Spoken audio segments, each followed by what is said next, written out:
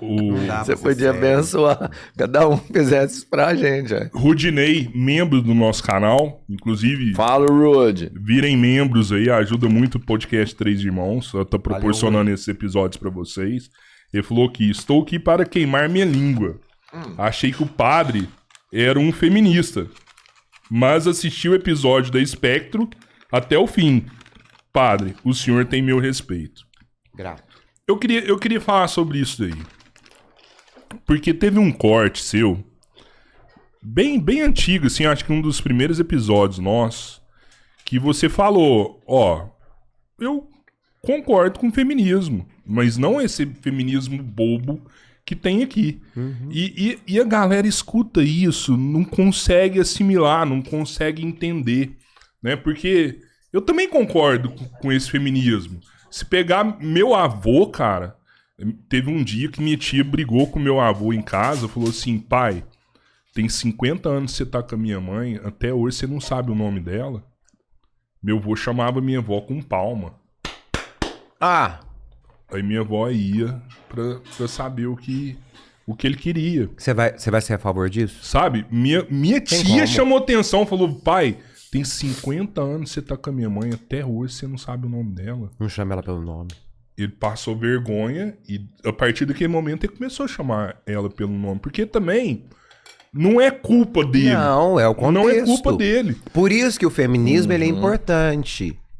É importante trabalhar o feminismo, essa questão de valorizar a mulher, colocá-la no lugar onde par ela de igualdade, precisa, deve, quer estar. Sim. Por isso, quando eu falo assim, eu sou a favor, eu sou. Não desse feminismo que gera morte de aborto, que escandaliza, que é contra a religião, que profana a religião, seja qual religião for. Isso eu não sou. Não sou a favor mesmo, nunca vou ser. Né? E é o que eu disse pra vocês, eu não discuto a respeito do valor da vida. Vida pra mim é inquestionável. Sim, sim. Do começo ao fim. Mas Então, da concepção até a a decadência valorização da mulher, ela tem que existir, ué. Né? É esse feminismo que, tipo, que as mulheres passaram a votar. Pô, imagina um tempo onde as mulheres não votavam. Eu sou contra isso. As mulheres têm que votar. Não, que né? ideia é essa de sexo frágil? Nunca, né? Né? Não O homem existe sente muito mais dor do que a mulher. Vai parir. Vai dilatar ali sua bacia, dilata ali coluna, dilata pelvis, dilata tudo pra sair um ser humano de dentro de você. Nós não damos conta, gente. Encrava a unha, nós vamos pra UTI. Eu vou te falar que a carga disso, mesmo depois que o bebê já nasceu, você percebe a força da mulher. Porque você pega o bebê, eu sou pai. E eu, fisicamente, se olhando, eu sou muito mais forte que a minha mulher. Fisicamente. Só que ela pegava o bebê e ficava por horas, com ele no braço. Com ele no braço e me entregava ele um tempo. Tipo assim, segura um pouquinho pra mim. Eu ficava 20 minutos e eu não conseguia carregar mais esse peso. E olha, o meu porte cansa, físico perto né? dela, ela é muito mais forte que eu. E o emocional? Nem discuto que eu nem Quem tenho. que levanta mais pra cuidar da criança à noite? Não, tudo, você percebe? A mulher tem muita força, muita força. Lógico. Então, é isso que tem que ser defendido. Sim. Não é possível que exista sobre a Terra, em pleno século XXI, alguém que não defenda isso. Porque é uma coisa absurda. Então, não é defender... É o que eu disse, eu acho que o feminismo ele não precisa passar pelo aborto, ele não precisa passar pelo vilipêndio das religiões, ele pode encontrar um viés maduro, educado, inteligente, coeso, moral e ético na sociedade para ele ser abraçado por todos.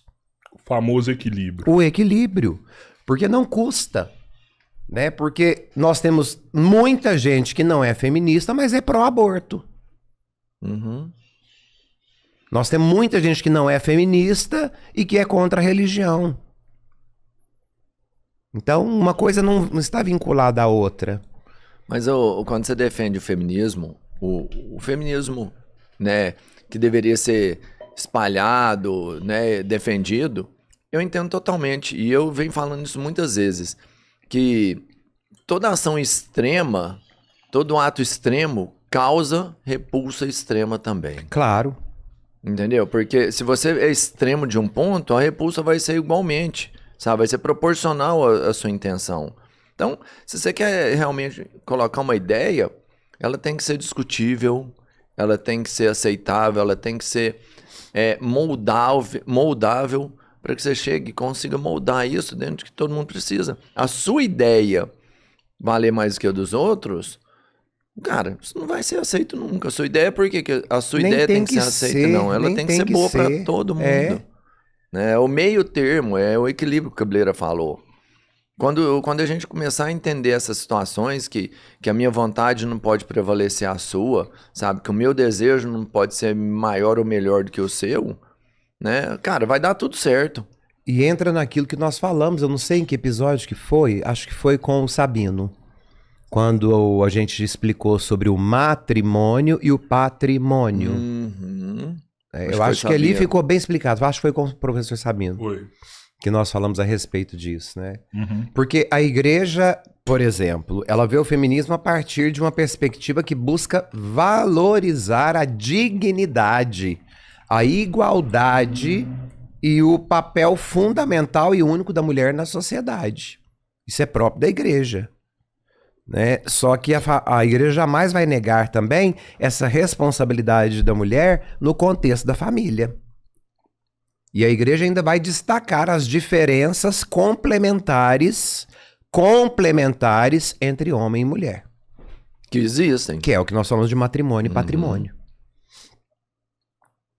Então, existem constituições. O Concílio Vaticano II escreveu sobre isso. Né, sobre a dignidade da mulher, sobre a importância da igualdade de dignidade para o homem e para a mulher.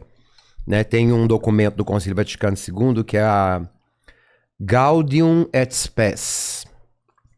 Ela vai falar que homem e mulher criados à imagem e semelhança de Deus devem, portanto, ser tratados com o mesmo respeito, a mesma consideração.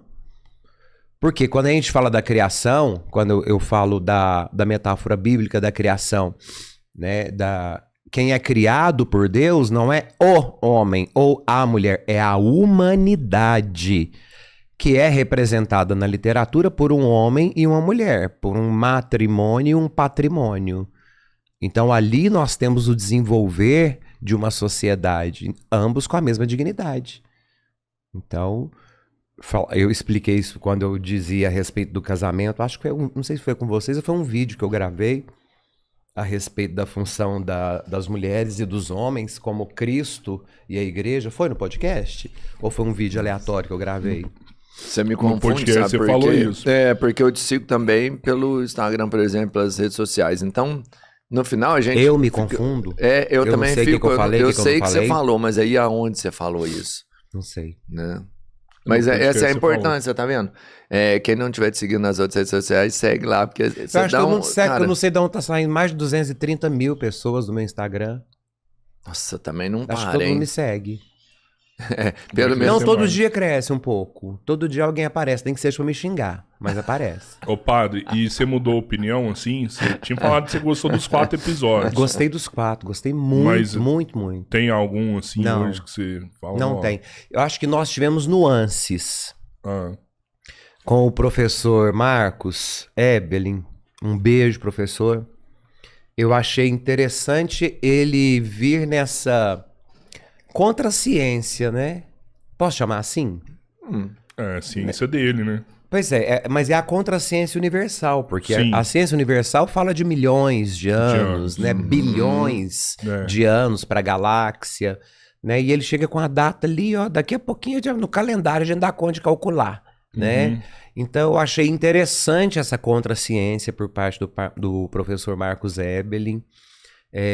Nada que altere o contexto religioso, né? Apesar dele acreditar que a literatura bíblica não passa por uma literatura, né? Ele vai ao pé da letra de que Deus de fato modelou o homem do barro, né? E eu concordo a partir da literatura, né? No corpo humano possui todos os elementos químicos Da Terra. Terra, né? Ok, tá tudo certo, né? Mas que a gente foi feito do barro, não. Nós podemos ter os mesmos componentes, né? Mas eu acredito que Deus nos cria enquanto humanidade a partir de um plano que é muito mais generoso. Porque muito mais delicado, muito mais amoroso da parte de Deus é ver o desenvolvimento humano. O que é desenvolver? tirar para fora, desenvolver. Então Deus foi nos desenvolvendo aos poucos.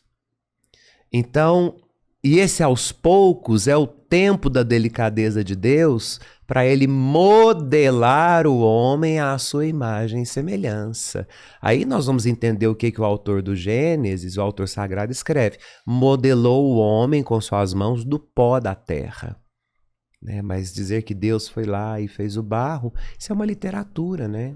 É provado pela literatura, né, é uma metáfora suméria. Eu vi aquele dia você conversando com o senhor Rabino e ele ficou indignado, né, de falar assim, é claro, os judeus também seguem isso ao pé da letra, né? Sim. Por isso que a grande maioria dos ditos protestantes, eles vão muito mais para seitas judaicas do que para cristianismo. Eles estão muito mais próximos de ser uma seita judaica